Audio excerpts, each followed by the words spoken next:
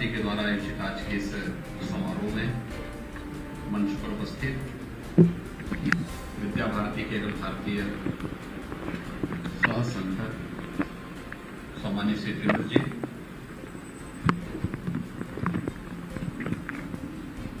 Major general NB Singh ji, professor MLB Bhatt ji, आज के इस समारोह में उपस्थित सभी उपस्थित महानुभाव, विद्या भारती से जुड़े हुए सभी पदाधिकारीगण,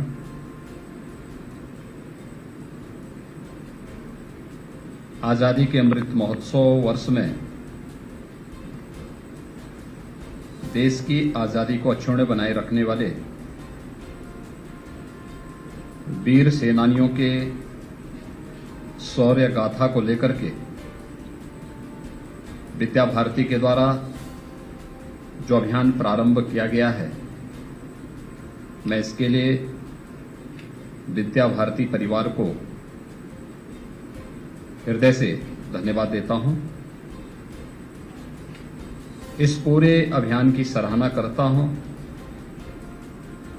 और इस पूरे अभियान के साथ जुड़े हुए सभी पदाधिकारियों का हृदय से अभिनंदन भी करता हूं। अभी आपने मेजर जनरल सुधाकर जी को सुना है। देश की आजादी को अक्षुण्य बनाए रखने के लिए भारत के सैनिकों का शौर्य और पराक्रम पूरी दुनिया स्वीकार करती है। सम और विषम परिस्थितियों में देश के लिए और राष्ट्र प्रथम की भावना के साथ कार्य करने का उनका जज्बा न केवल वर्तमान बल्कि भावी पीढ़ी को भी एक नई दिशा देती है। और यह कार्यक्रम विद्या भारती के द्वारा प्रारंभ किया गया है। विद्या भारती का शुभारंभ 1952 में गोरखपुर में ही हुआ था।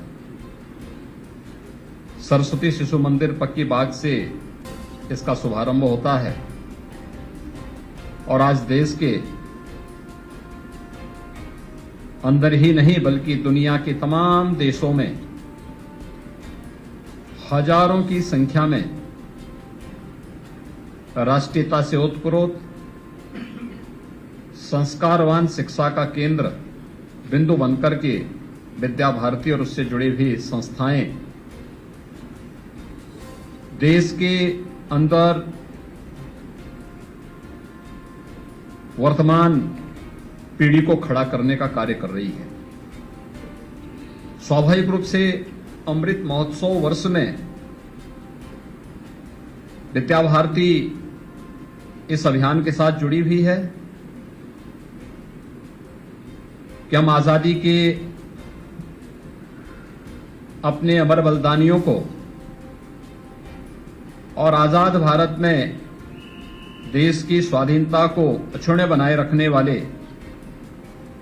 अपने वीर सैनिकों को हम सम्मान दे सकें, यह एक अभिनंदनीय प्रयास है।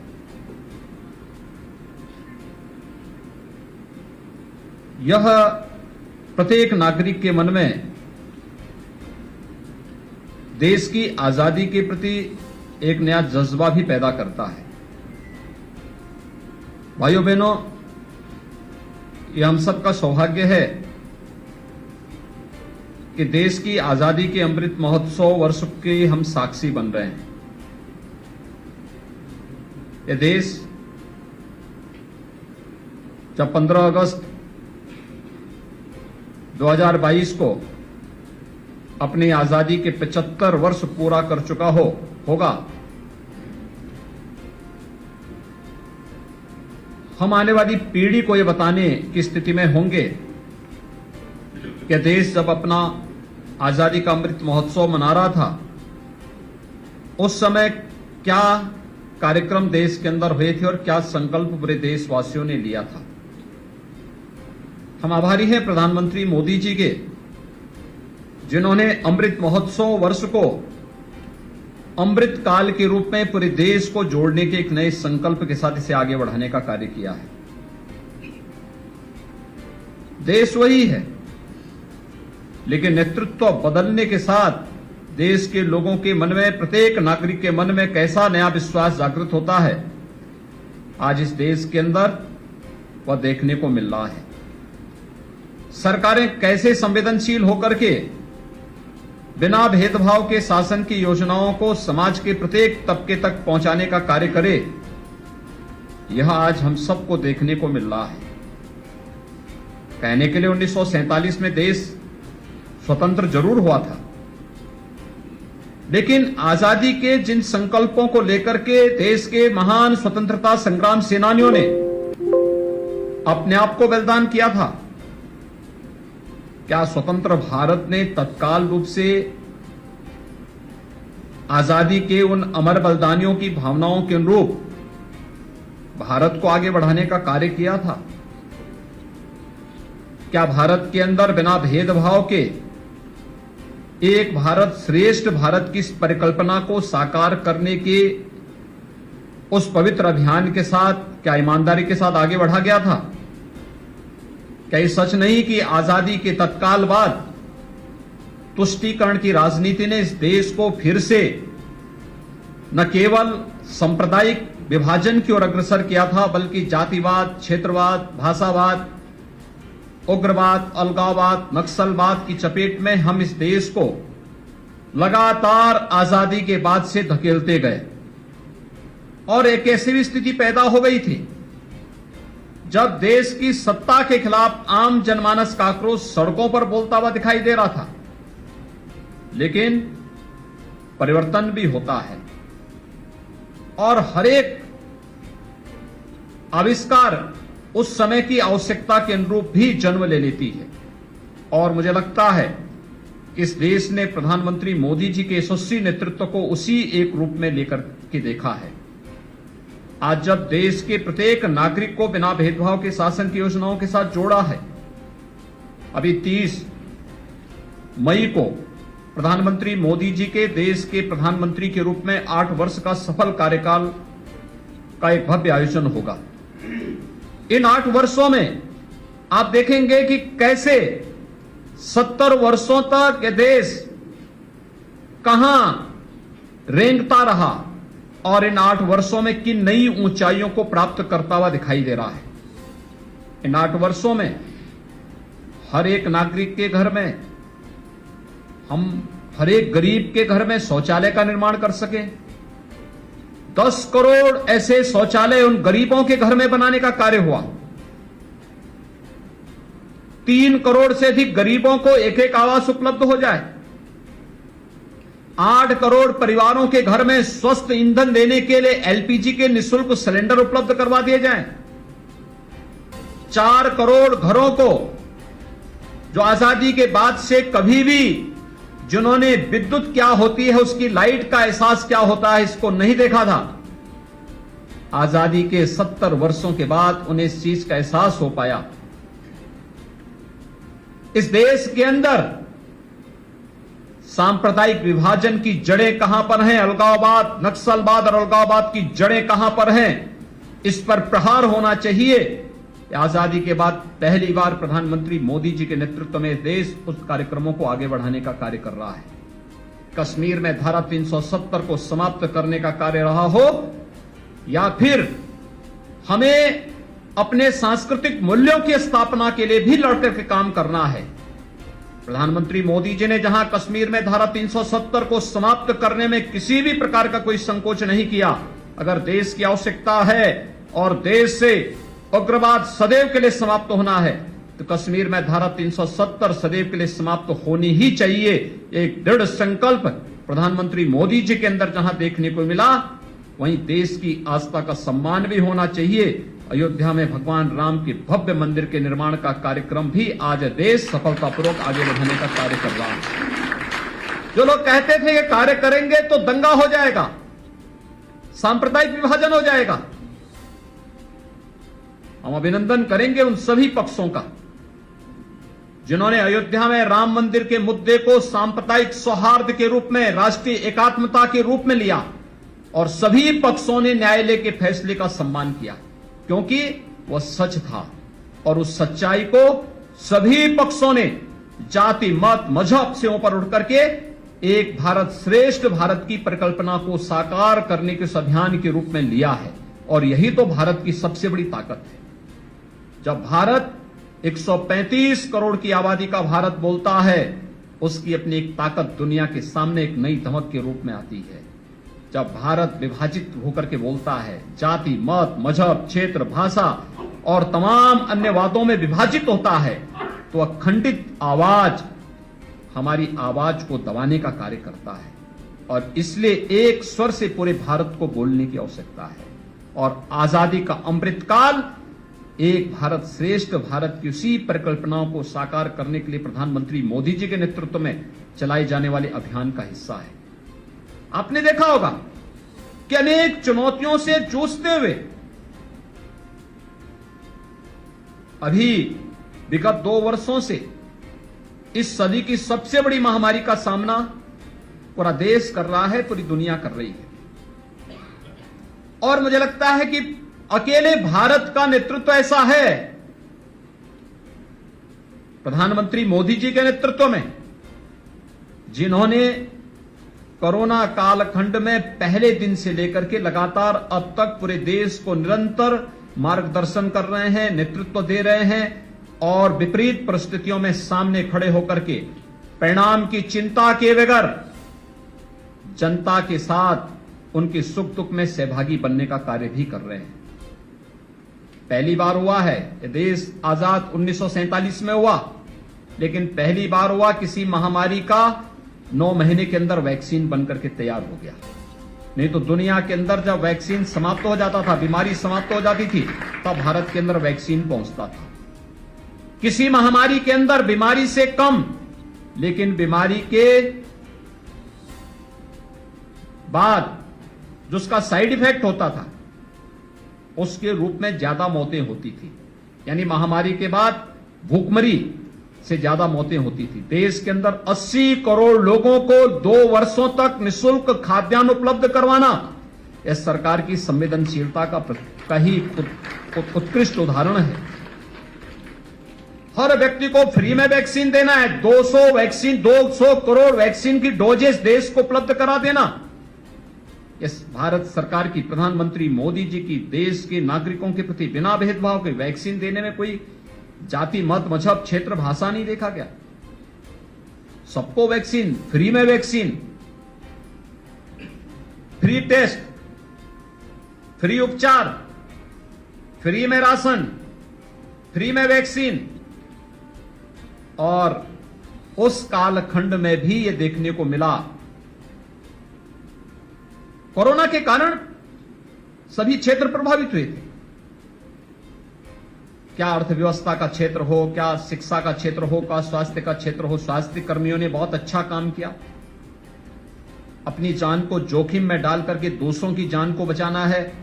हमारे स्वास्थ्य कर्मी, कोरोना वॉरियर्स लगातार इसके लिए कार्य करते रहे। देश का नेतृत्व लगातार इसके लिए प्रोत्साहित करता रहा।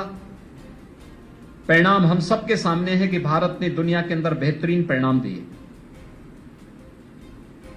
लेकिन कोरोना कालखंड में शिक्षा क्षेत्र सर्वाधिक प्रभावित होने वाला क्षेत्रों में से एक था। और उस कालखंड में इस आवश्यकता की पूर्ति कैसी हो, ऑनलाइन एजुकेशन का प्लेटफॉर्म भी, डिजिटल प्लेटफॉर्म भी उपलब्ध करवाने का जो कार्य भारत सरकार ने अलग अलग प्लेटफॉर्म के माध्यम से प्रारंभ किए। देश ने देखा है आवश्यकता के अनुरूप उस प्रकार की आवश्यकता सरकार उपलब्ध करा रही है, उसका आविष्कार करके उसे उपलब्ध कराने का कार्य कर रही है। और मुझे प्रसन्नता है कि इस डिजिटल प्लेटफॉर्म से विद्या भारती ने भी अपने आप को जोड़ करके 40 लाख विद्यार्थियों को इस योजना, इस सेवा के साथ जोड़ने का कार्य किया है। हमें तकनीक से नहीं भागना है, हमें रूढ़िवादिता के खिलाफ आवाज उठानी है। किसी भी उस दुष्प्रवृत्ति के खिलाफ जो हमें, हमारे विकास को बाधित करता हो, हमारी एकता में बाधक हो, हमारे एक स्वस्थ और समर्थ भारत के निर्माण में जो बाधक होती हो, हमें उस प्रकार की दुष्प्रवृत्ति के खिलाफ आवाज उठानी है। लेकिन तकनीक को अपनाने में कहीं भी अपने आप को पीछे नहीं रखना है। और अगर हम तकनीक को अपनाने में पिछड़े तो फिर हम लोग अपने आप ही पिछड़ जाएंगे। और मुझे प्रसन्नता है कि आज से ठीक 75 वर्ष पूर्व 70 वर्ष पूर्व गोरखपुर में जो बीजारोपण हुआ था, एक छोटा सा संस्थान खोला गया था, छोटा सा स्कूल आज भी है गोरखपुर में, सरस्वती शिशु मंदिर पक्की बात, बहुत अच्छा स्कूल है, 1952 में स्थापित हुआ था। आज वहां पर सीनियर सेकेंडरी तक की आधुनिक शिक्षा उपलब्ध कराई जा रही है। बहुत अच्छी संख्या में बच्चे वहां पर हैं। अभिभावकों में एक उत्साह होता है कि हम अपने बच्चे का प्रवेश वहां पर करवाएं, क्योंकि उसने एक अच्छी पीढ़ी दी, लगातार राष्ट्रीयता से ओतप्रोत राष्ट्रभक्तों को जन्म देने का कार्य गोरखपुर की पक्की बाग सरस्वती शिशु मंदिर पक्की बाग ने किया था। और लगातार उस अभियान के साथ आज भी वह 70 वर्षों से कार्य करती हुई दिखाई दे रही है। आज तो गोरखपुर में कई संस्थान विद्या भारती के माध्यम से संचालित हैं। पूरे देश के अंदर 12,000 से अधिक संस्थान संचालित हैं। बिना भेदभाव के आधुनिक शिक्षा, संस्कारयुक्त शिक्षा, राष्ट्रीयता से ओतप्रोत शिक्षा देने का कार्य विद्या भारती के संस्थान कर रहे हैं। और केवल वहीं पे नहीं, एकल संस्थान चल रहे हैं जनजातीय क्षेत्रों में, दूरस्थ क्षेत्रों में, वनवासी क्षेत्रों में, गिरिजनों के लिए, वनवासी बंधुओं के लिए जो सेवा के प्रकल्प चल रहे हैं, वे अलग से कार्यक्रम है। बिना किसी सरकारी सहयोग के लगातार ये कार्यक्रम उस अभियान के हिस्से बने हुए हैं। और आज डिजिटल प्लेटफॉर्म पर भी कोरोना कालखंड में विद्या भारती ने अपने आप को जोड़ने का जो अभिनव प्रयास किया, अत्यंत अभिनंदनीय है। अमृत महोत्सव कालखंड में अपने पूर्व सैनिकों का सम्मान, जिन्हें अलग अलग प्रकार के वीरता के पुरस्कार प्राप्त हुए, उन्हें यहां पर अलग अलग अवसरों पर आमंत्रित करके और उनके द्वारा रोचक शब्दों में अपनी बात को भैया बहनों के सामने प्रस्तुत करना, उन्हें भी उसी के अनुरूप बनने के लिए प्रेरणा देना एक अच्छा और सराहनीय प्रयास है। मैं विद्या भारती के इस प्रयास के लिए इसकी सराहना करता हूं। अपने पूर्व सैनिकों का पूरा सम्मान करते हुए विद्या भारती के इस पूरे अभियान को हम जन जन तक पहुंचाने का कार्य कर सकेंगे, इस विश्वास के साथ अमृत महोत्सव के संकल्प के साथ हम सबको जुड़ना होगा। यह अमृत महोत्सव वर्ष हमारा 2000 यानी 15 अगस्त 2022 को संपन्न होगा, लेकिन आगामी 25 वर्षों की हमारी कार्य योजना क्या होनी चाहिए, इस कार्य योजना के साथ हम सबको जुड़ना होगा। और इन 25 वर्षों के कार्यकाल के साथ जब ये देश अपनी आजादी का शताब्दी महोत्सव मना रहा होगा, उस समय हमें कैसा भारत चाहिए, उस भारत को बनाने के लिए हर एक क्षेत्र का व्यक्ति जो जिस क्षेत्र में है, ये केवल सरकार अकेले इस कार्य को नहीं कर सकती। शिक्षा के क्षेत्र में, स्वास्थ्य के क्षेत्र में, कृषि के क्षेत्र में, वित्तीय समावेशन के क्षेत्र में, रोजगार के क्षेत्र में, उद्यमिता के क्षेत्र में, अलग अलग क्षेत्र में हर एक व्यक्ति की अपनी भूमिका है। मीडिया के क्षेत्र में, जो जिस क्षेत्र में काम कर रहा है, हर एक व्यक्ति ईमानदारी के साथ अगर अपने कर्तव्यों का निर्वहन करते हुए आजादी के इस अमृत काल को अपने जीवन का ध्येय बना करके कि हमें एक सशक्त और समर्थ भारत का निर्माण करना है जो दुनिया को नेतृत्व देता हुआ दिखाई दे। भाइयों बहनों, कोई कारण नहीं इस प्रकार का भारत का निर्माण न हो सकता हो। अवश्य हो सकता है। प्रधानमंत्री मोदी जी ने विगत 8 वर्षों के अंदर अपने परिश्रम से, अपने पुरुषार्थ से, अपने व्यक्तित्व और अपने विजनरी नेतृत्व के माध्यम से वह करके दिखाया है। हम सबको प्रधानमंत्री मोदी जी के नेतृत्व में उस भारत के निर्माण की दिशा में आगे बढ़कर के कार्य करना होगा। यही अमृत काल का हमारा संकल्प होना चाहिए। मैं इस पूरे अभियान के प्रति अपनी शुभकामनाएं देता हूं। बहुत बहुत धन्यवाद। जय हिंद।